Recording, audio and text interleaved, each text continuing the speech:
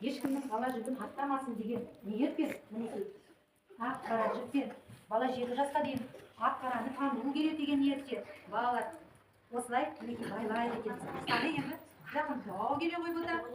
Қане енді балалар сендер 1, 2, 3 деген кезде мен баланың тұсауын кеседі екенмін. Қане бастадық. 1, 2, 3. Мінекей балалар баланың тұсауын кесілді. Ал енді ақуымен жүзіп қане. Бисмиллахиррахманиррахим. Енді қараңдар балалар, мына ақуының шетінде заттар тұрған екен. Бесік шықпай екен балалар.